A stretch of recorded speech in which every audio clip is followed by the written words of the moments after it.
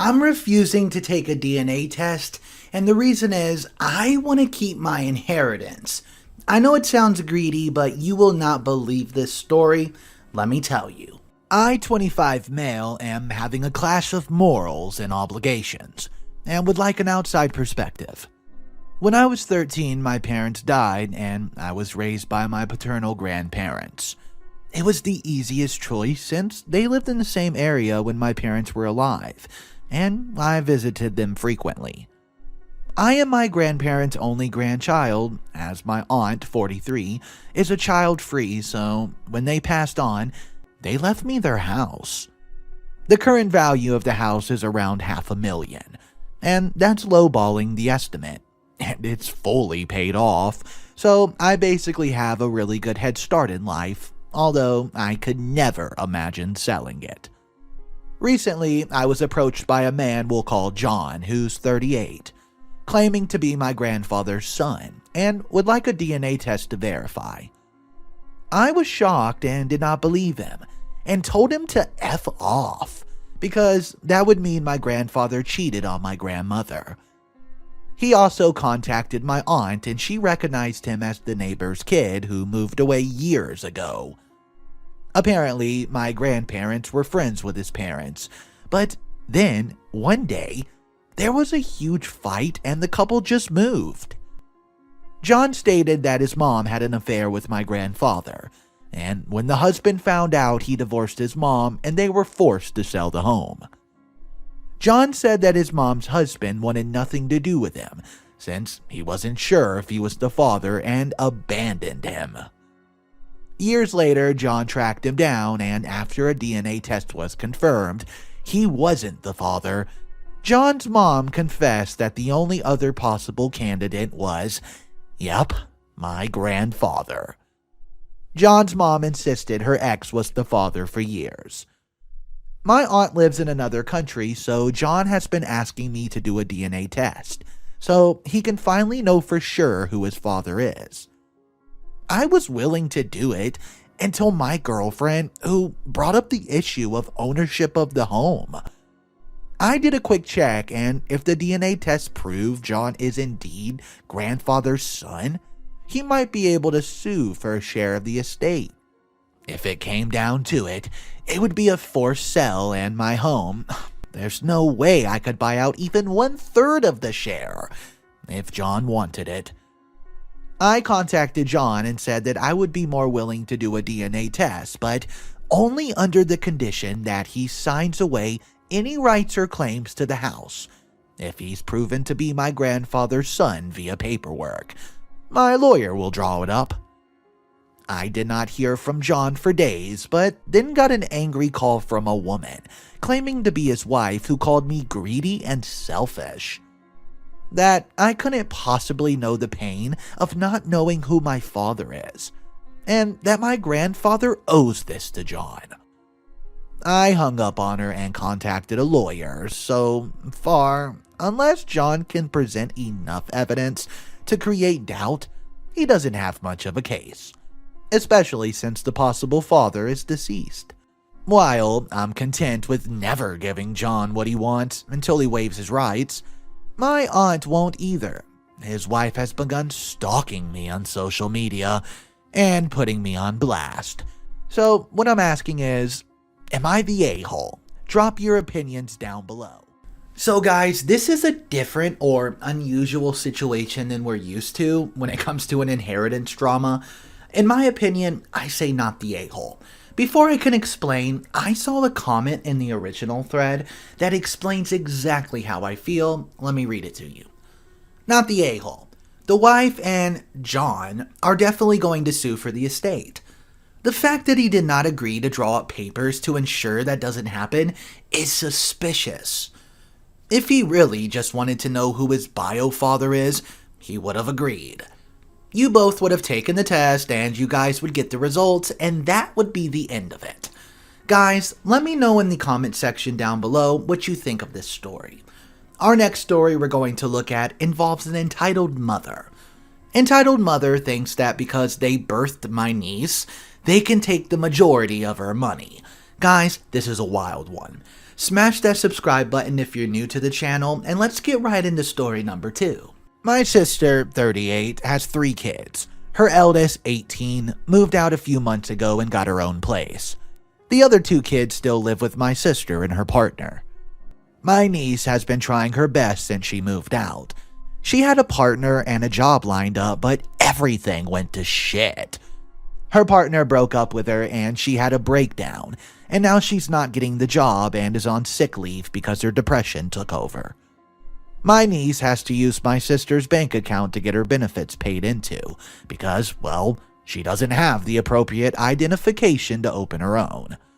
Even though she gave my sister the money to buy her a provisional license about 2 years ago, but my sister never went to go get it and spent the money on other things and never paid her back. Since my niece started getting her money paid into my sister's account, money's been going missing. My niece only gets a couple £100 each month to live on and is already struggling. We try and help her as much as we can, but there's only so much we can do. But the other week, €50 went missing out of my niece's money, and my sister, when confronted, insisted that it was because my niece spent it. Her exact words were, quote, "It's quids you've spent here, and that adds up." We all know that's not the case and that my sister stole it, but we can't prove it. Another one was €120 went from my niece's rent money, and my sister hasn't paid my niece back yet. It's getting to a point where I'm considering seeking legal advice because, well, this can't continue. Yesterday, my niece got a phone call. My sister was demanding that my niece owed her hundreds of pounds and that she wanted back ASAP in the form of 100 or more pounds each time my niece gets paid. To top this off, my sister and her partner have well-paid jobs and easily get over $2,000 a month. And yet, they're taking as much as they can off my niece, and it's unfair. I don't know what to do. I've told my niece to get her identification when she gets paid, and as soon as it comes to open her own bank. I've even offered to use my second bank account for her. In the meantime, I hope she uses it because my sister can't keep getting away with this. I know this isn't the most interesting thing on here, but I needed to vent, and my sister's an entitled little parent. Edit 1. There is more stuff that's been happening with her, but it's too much to try to write on here. When I get a minute, I'll try to add more. There's some shit she's been doing to my niece. Edit 2. I feel like I need to include a lot more info, or at least some context, so here we go. So me, 27 male, and my sister, 38, have had a decent relationship for most of my life. There's been issues, but nothing too major. I was like 8 when my niece was born, and I loved her. My sister met a guy when my niece was around 6 months old, and they got together and moved to the other side of the United Kingdom. After that, I only saw my niece when I made my way down there. They never visited me or my mom. It's always us visiting them. After about 3 years, my sister got pregnant and gave birth to my first nephew. He was adorable. Not long after he was born, they ended up moving back here.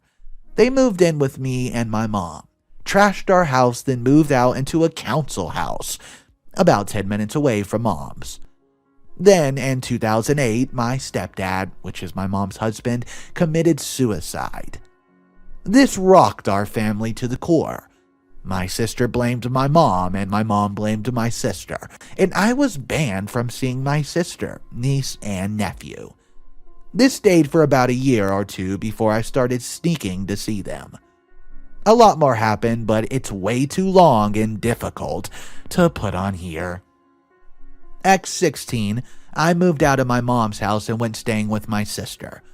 My sister started to turn against my mom, and it worked for a couple years, until I realized my mom wasn't what my sister was making her out to be.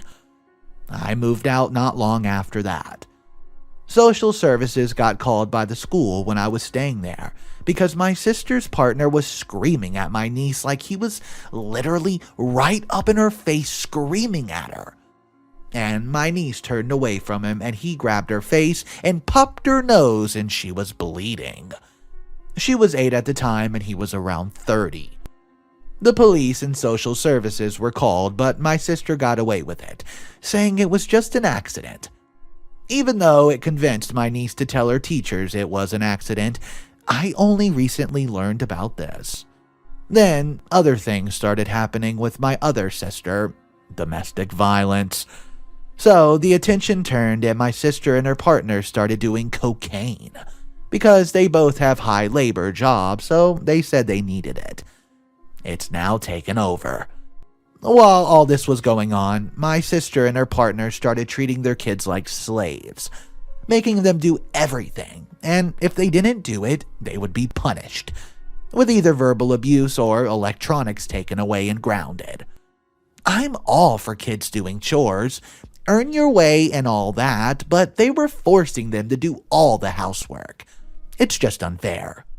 My niece met a guy and decided to move out of her mom's when she turned 18. She was sick of her life and needed a change. Long story short, it didn't work out. My niece spiraled and sunk into depression. She ended up in a hospital and was just in a bad place, so she moved back with her mom for about a month. We got her to stay here so we could look after her, but at the same time, my mom and her partner of 18 years broke up, and my mom had nowhere to go, so she asked to stay here. Me and my partner live in a 1-bedroom flat with our 2 big dogs. I was more than happy for them both to stay here and we would have made some room, somehow. But because of everything that went on between my sister and my mom, my niece doesn't really know my mom, and I don't think she was comfortable staying here. And she went back to her mom's for a few weeks. My niece did eventually go back to hers because her mom and dad were just shouting at her to get better every day, saying stuff like, quote, "Your brothers are watching you die. Stop being selfish." She's still not okay now, but she's getting a bit better every day. My sister works in the home care sector and it's quite high up. Her partner works in a manual labor job that has a really good income though. He works Monday through Saturday and rakes in a lot of money, both legally and cash in hand. They get a lot of money each month, yet they're demanding my niece, who is on benefits, to give them at least 100 euros each time she gets paid, because she apparently owes them loads of money. My sister also, quote, borrows money off my grandma every day, and has been doing it for about 14 years, and has yet to pay her a penny back. There's still so much more and so much more I have left out. It's so stupid. They have cocaine every day from the moment they wake up until time runs out. It's a really bad addiction. When they were only smoking weed, they were alright. Still horrible to their kids, but they were okay. Now they're just horrible people. I was at their house the other week and my sister's partner put a crate of beer on top of an empty bin. And when it fell and smashed most of the drinks, he started shouting at the boys, saying it was their fault for not doing the recycling. There were other examples, but that's just for another day. The best advice I saw on this story was, OP needs to pressure her to use OP's bank account so the evil, vile sister can't access it. I actually saw a comment that the OP replied to. This was in the comment section, and it says this: "Keep telling your niece to use your account so that your sister can't access the money. And take legal actions to get the money back she already stole from her own child." And here's where OP replied: "I just don't know if we can get the proof. My niece's money goes through my sister's bank, and my sister's the only one who can have access to the statements. My niece only has access through the Apple Pay on her phone." Okay guys, so this is a tough one. Let me know exactly what you would do if you were in the shoes of OP in this scenario to help out as much as possible. I read every single comment and I love your opinions. The next story that we're going to look at is the final story of the day. I really want to be petty and passive-aggressive. Mother-in-law asks for reimbursement. Guys, this one's interesting, so let's get right into it. My mother-in-law lives with my wife, daughter, and I in an in-law suite. She has MS and is bedbound. During the day, we have aides that take care of her, and in the morning and at night, my wife handles most of the caretaking. We pay for pretty much everything. We pay the mortgage, we pay the utilities, we pay for all the food, and we've even footed the bill for the housing projects. Most of the time, we even pay for her medicine. Last week, my wife, daughter, and I went on a bit of a family vacation. We left mother-in-law at home and arranged for aides to stay there overnight. We bought food for breakfast, lunch, and dinner for mother-in-law, plus picked up requests from the aides. We also footed the bill for aides staying overnight, which was $200 a night. While we were gone, our air conditioner broke. Mother-in-law calls me to tell me she thinks it's not working. I check the smart thermostat and confirm it's not. I tell her she'll need to call an HVAC company and have them come out and look at it. Her reply was this: "I'm busy and don't have time for that today. Maybe I'll call tomorrow." This woman has nothing but time. She's in bed every minute, and if not, she's in the bathroom, either watching TV or on her computer. So I told her she absolutely needed to call an HVAC company immediately, and I'd send her a number to call, as my first thought was the aides are going to be willing to stay in an 85-degree house, and we're going to have to come home. She apparently calls and they send someone out and they fixed it. She wrote them a check for $200, which she made sure to tell me about, to cover the repair.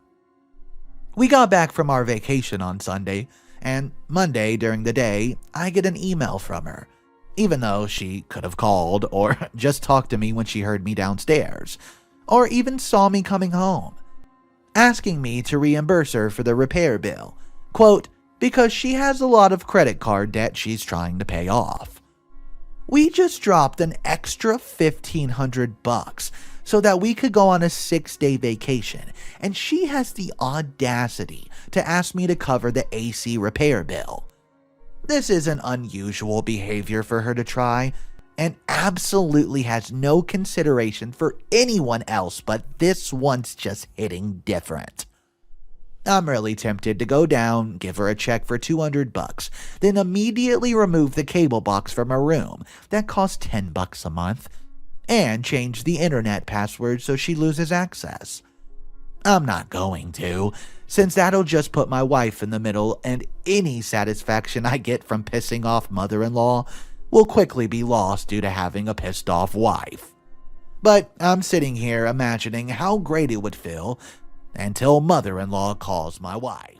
So this is another one of those situations that just don't happen very often, but there was a solution possible that I found. Send her an IOU for $200, but deduct all the things you funded until it goes into the red, and say, hey, I think we're even, mother-in-law. If she complains, just say, well, we'll write you a check for $200, but we're no longer willing to pay for insert expenses here. Then cut her off from that expenditure. Guys, let me know what you think of that, if that's a good idea, a bad idea, or how you would handle it. That's all the content and all the stories I have for you today. I hope you guys enjoyed listening as I enjoyed making them. And as always, Mr. Reddito will see you tomorrow.